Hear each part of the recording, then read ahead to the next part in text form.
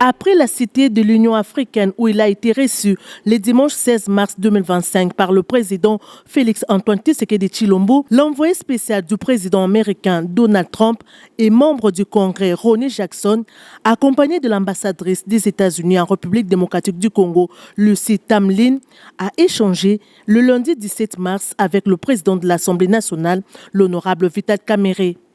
Au centre de leurs échanges, la crise sécuritaire et humanitaire qui prévaut dans l'est de la RDC suite à l'incursion de l'armée rwandaise sur les territoires congolais en appui aux rebelles du M23, occasionnant un désastre humanitaire sans précédent dans les deux provinces du Nord Kivu et Sud Kivu.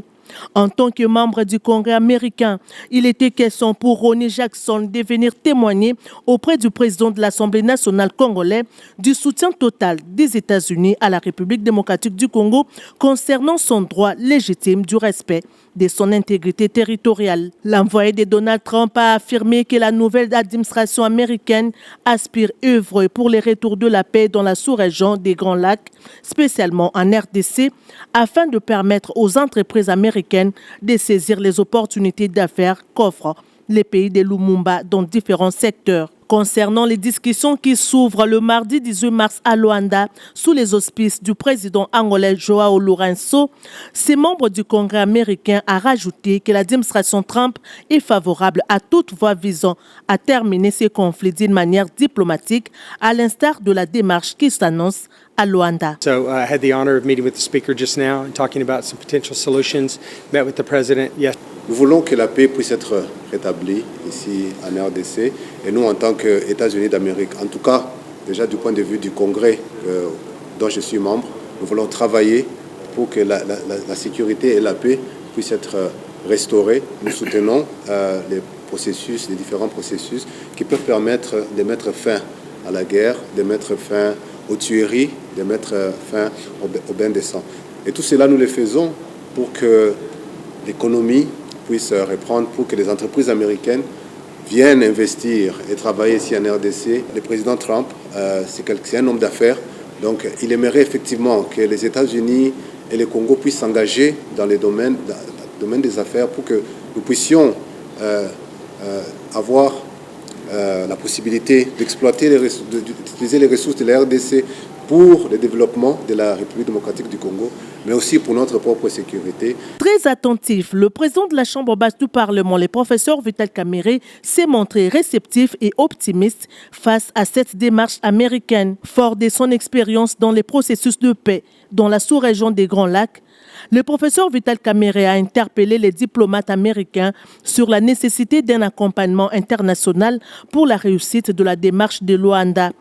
Le professeur Vital Kamerhe a notamment insisté sur la cohésion nationale, un point essentiel pour prévenir de nouveaux conflits et consolider les avancées obtenues. Le président Vital Kamerhe a salué les soutiens reçus de plusieurs pays et organisations internationales, spécialement des États-Unis, qu'il a invités à accompagner ces processus.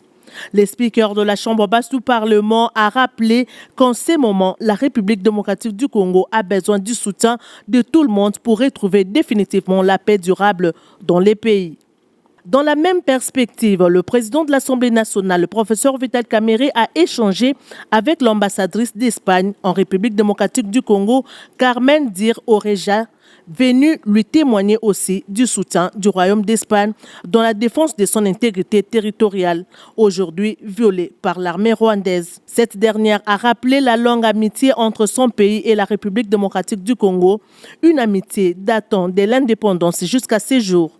L'ambassadrice d'Espagne en RDC a précisé que son pays va poursuivre avec son soutien à la République démocratique du Congo au niveau international et local. On a parlé de la longue amitié entre l'Espagne et la RDC. J'ai profité de l'occasion pour réitérer l'engagement de l'Espagne avec la souveraineté et l'intégrité territoriale de la RDC. Je lui ai exprimé aussi la solidarité du gouvernement et du peuple espagnol avec ce qui se passe à l'Est. Et en tant que pays ami, on a vu comment l'Espagne peut contribuer à la pacification du pays et à la prospérité des Congolais. Ces échanges s'inscrivent dans le cadre du front diplomatique ouvert par la Chambre basse du Parlement pour soutenir les efforts du gouvernement sur les plans diplomatiques et politiques.